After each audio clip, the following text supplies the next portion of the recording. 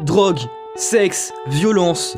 Dans cette vidéo, vous allez découvrir le Tokyo Manjikai, un gang japonais réputé pour être le plus violent de tous et de... C'est bon, arrête de faire la voix des mecs dans les reportages là. Ah, mais pourquoi, genre, c'est pas drôle? Non, ça allait pas du tout, mec.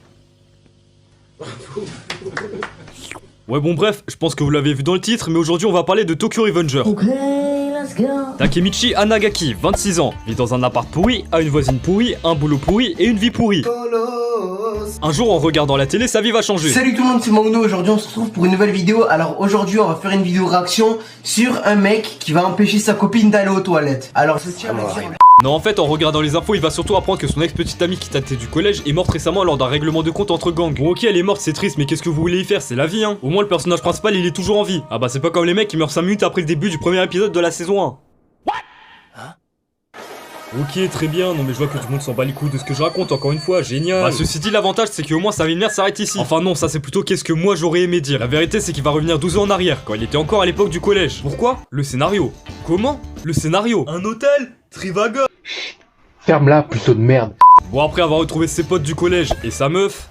Tu m'as appelé Cyprien? Takemichi retombe dans les embrouilles, car oui à l'époque c'était un voyou. Ce sont des bandits, des voyous. Enfin après pensez pas que c'était Pablo Escobar hein. Ah non clairement pas. Ah non mais niveau victime on est à peine au-dessus de Midoriya lors de la première saison de MHA hein. Non mais déjà mater la gueule de son pantalon, fais un effort s'il te plaît. Non mais sérieusement tu vas faire une filière L au lycée c'est ça? Le soir même Takemichi va rencontrer Naoto, le frère de sa meuf. D'ailleurs j'ai oublié de le dire mais sa meuf elle s'appelle Hinata Tachibana. Takemichi explique à Naoto qu'il vient du futur et que lui et sa sœur sont morts en 2017. Après une poignée de main avec Naoto il retourne dans le présent. Mais ici les choses ont changé et Naoto n'est pas mort, c'est même devenu un policier.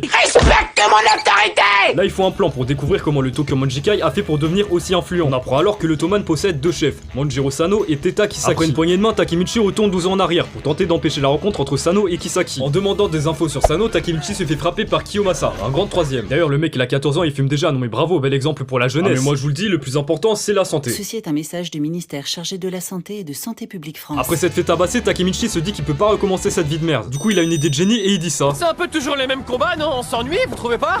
Un autre genre de combat, roi contre esclave. Ta gueule petite merde. Ferme-la, t'es qu'un quatrième en plus. Ouais t'es qu'un quatrième, nous on est en troisième, on est des grands. Y'a le brevet cette année. On a eu un QCM. Et c'est là qu'interviennent les deux goats de cette saison, j'ai nommé Mickey et Draken. Ouais je sais ça se prononce Mikey, et alors moi je dis les deux, t'as un problème? T'as un petit problème mec. Mickey interrompt le combat et décide d'aller voir Takemichi. Dis donc, t'es vraiment collégien toi? Alors en fait j'étais en quatrième il y a 15 ans, normalement j'ai 26 ans mais j'ai été envoyé à cette époque, du coup je vis en quatrième. Qu'est-ce qu'il me raconte là ce fils de pute? Après avoir serré la main de Naoto par accident, Takemichi revient dans le présent. Naoto lui explique que quand il fait un saut de 12 ans en arrière, son corps entre en état de léthargie. Alors pour ceux qui savent pas ce que c'est, en gros c'est comme s'il était mort. Mais c'est risqué. À partir de maintenant, nous devrions faire les sauts dans le temps depuis chez moi. Ah d'accord. Donc le mec se dit que ça serait une bonne idée d'avoir un cadavre chez lui. Oui. Non mais il compte dire quoi quand ses collègues de la police vont se ramener? Naoto, c'est qui ce mec mort là? En cherchant à retrouver Mikey, Takemichi rencontre Atsushi, un de ses anciens potes devenu quelqu'un d'assez important au sein du gang. Malheureusement ça va durer que 2 minutes étant donné qu'après bah il meurt. Mais les voyages dans le temps existent. De retour dans le présent, enfin pas dans son présent mais dans le présent des autres personnages qui sont en fait dans le passé mais pour eux c'est le présent. Du coup, Takemichi se retrouve dans une chambre d'hôtel avec une fille à moitié à poil. Donc là il y a deux problèmes. De 1 c'est la meuf de Draken, de 2 c'est la sœur de Mikey, et de 3 elle est mineure. Ouais mais Takemichi il a 13 ans et... Non, il a peut-être l'apparence d'un mec de 13 ans mais faut pas oublier que mentalement il en a 26. Et je sais pas si j'ai besoin de vous le rappeler mais 26 ça rime avec... Un max de barre. Bref, dans le futur le Toman est parti en couille suite à un conflit entre Mikey et Draken. Là Takemichi prend Draken en filature pour découvrir l'origine de son embrouille avec Mikey. Et C'est complètement impardonnable. Quoi? Le conflit est parti de là. Y a pas de petit drapeau dans mon plat. Ramenez Tiens, voilà Mikey. Un petit drapeau. Bien joué Kenichi. Putain mais Mikey qui veut à tout prix son drapeau ça me rappelle une certaine communauté. Mais bon je vais pas dire leur nom sinon ça va m'attaquer dans les commentaires. Après les avoir suivis comme un bon détective, Takemichi, qui ici se fait appeler Takemichu par tout le monde. Salut tout le monde, c'est Michou. Takemichi va être mis au courant d'un conflit entre le Toman et le gang de Moebius. Bon ça va quand même être réglé d'un coup de la part de Mikey. C'est John Cena. Bon après ça vient une vraie baston dans laquelle Draken va se faire planter. Mais grâce au scénario il survit et le Toman gagne la bagarre. Après tous ces événements l'antagoniste fait enfin son entrée. Et c'est lui, Teta Kisaki, ce fils de pute là. Mais encore une fois c'est le bronze et le problème. Et je dis ça je dis rien mais peut-être que Jean-Marie il avait raison hein. Ah non mais coup de fils de pute par-ci, coup de fils de pute par-là. Atsushi, qu'est-ce que t'as foutu? J'accélère, ça fait... Bon, le premier arc terminé, on peut passer au deuxième arc, l'arc Valhalla.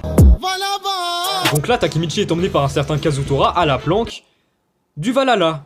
qui je le rappelle sont les ennemis du Toman, mais ça a pas l'air de le déranger visiblement. Là-bas il va découvrir que Badji, un des membres fondateurs du Toman, a décidé de rejoindre le Valhalla. Et pour prouver son allégeance, il va frapper un de ses anciens camarades. Bordel, mais comment c'est possible de faire ça à 14 ans putain? Bon, après nous avoir introduit une ribambelle de persos secondaires plus inutiles les uns que les autres, mais également le beau gosse ultime, une bagarre entre le Toman et le Valhalla a lieu. Mais cette fois-ci ce n'est pas une castagne inutile car là l'intérêt est de récupérer Badji. Non mais déjà tu regardes en quelle époque se passent les événements et tu comprends très vite qu'il a dû être influencé par Sasuke. Ah non mais le coup du mec qui quitte les gentils pour aller avec les méchants et qui en plus après se fait ramener par un blondinet, vous allez pas me dire que ça vous rappelle rien.